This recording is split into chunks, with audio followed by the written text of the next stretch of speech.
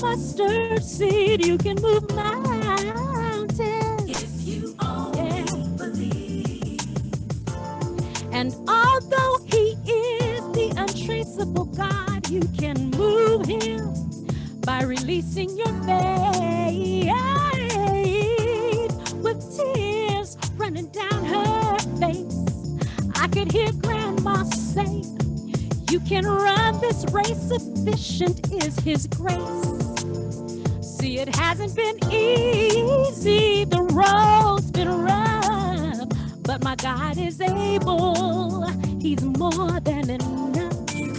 Many artists have claimed they are Christian, yet they have chosen to be secular or mainstream artists. Some well known examples are like Whitney Houston, Kanye West, Michelle Williams from Destiny's Child, Katy Perry, Jasmine Sullivan, the list goes on.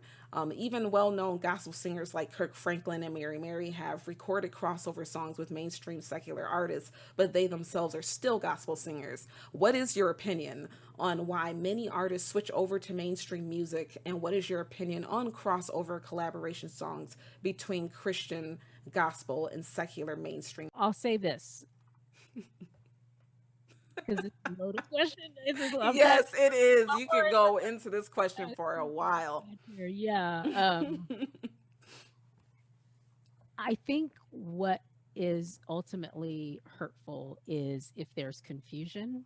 Mm-hmm. And if you're a person that's responsible for creating more confusion than you are good, meaning I struggle personally with people who say, they're of a certain faith, and yet they turn around and call women the B word and the H word every other lyric, right? Your mom isn't that. I don't think you believe that of her or your sisters, your aunts, or your grandmother. So why are you blanketly calling women, these derogatory terms, and you turn around in your acceptance speech on the Grammy stage and say, "I'd like to thank my Lord." Thank God. Yeah, everyone says that. That's the first one. It's like, okay, wait, this does not compute. So again, for me, it gets back to being a person of integrity and living the life that you're about. If that's who you are, if your brand and your lifestyle and your experiences and the person that you're portraying and is in the public eye the same as your personal private life, if you're a gangbanger rapper or whatever, right, and that's who you are, I respect you being true to you. But don't then turn around and say, well, I'm gonna do this, and then you know I think that's where people get very confused and frankly a little upset. Like, we don't understand. Like, there's a disconnect. What is happening here? Are you this or are you that? Because you can't be both. Can you be a person that does secular music and still loves the Lord? Absolutely. Right. And I don't have a problem with that. Some people do, and they'll say you have to choose one or the other, right? We know people like Jennifer Hudson, Whitney grew up in the church. Aretha Franklin, grew up in the church. That's why her voice was so soulful. Right, her father was pastor. Her first music that she recorded was church music, right? No one does not know that. No one doesn't understand that. And like you said before, some of the best singers in the world are people who are in church every Sunday, or on Zoom every Sunday, right? And that's their grooming. And so some of the best voices that have covered different genres also came from the church. And for me, I think, again, what needs to be at the core of your brand and your integrity is, what are you saying? Because regardless of the genre of music that you're recording or putting out there, you are responsible for the message that you're communicating and putting out in the world. If your message is largely positive, then I don't think people should stand in judgment and say, oh, you shouldn't record that type of music. And oh, by the way, get paid to record that type of music if it doesn't say specifically Christian lyrics. Right. I don't think it's our place to tell people what their vocation should be, right? Some people have learned that there is money to be made. And depending on the type of deal that they've structured, if they're signed to a label or whatever, if they're fortunate enough to get down a path where they can make a meaningful living at doing what they love to do, then that's their life. I Right, can't right, sit in the seat of judgment and tell them what they should do with their gift and how they should do what they do. Like, that's between them and God. That's not me. I right. can't judge you for that.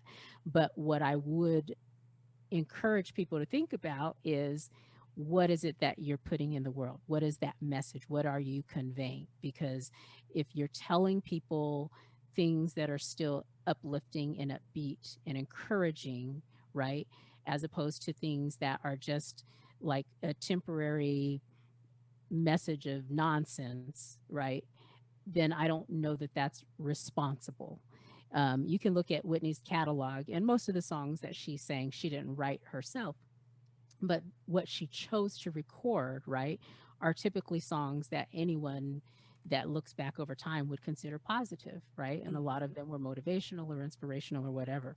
I believe the children are our future. Teach them well and let them lead the way. Show them all the beauty they possess inside. Give them a strength of pride to make it easier. Let the children's laughter remind us how we used to be. Who's going to argue that those are bad Yeah, lyrics? right. You can't, That's right?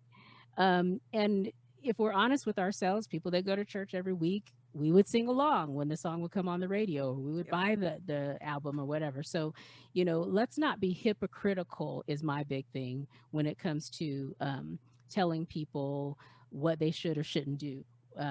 We have to examine our own lifestyle. There's things that we should and shouldn't do in our daily walk that we either do appropriately or we don't do because of disobedience or whatever is going on. And it's no different than people that have chosen a particular vocation, right? Right. Everyone's got a job to do, and you never know how that person's gift, their voice, or the platform that they have. Because this is what I also see, and this is why I have to be careful with how I answer this question. Some people who have a platform, Hmm. they're given that platform because of something we would say, well, that falls in the secular world, right? Right. But look at the good that they can do as a result of the platform that they've achieved.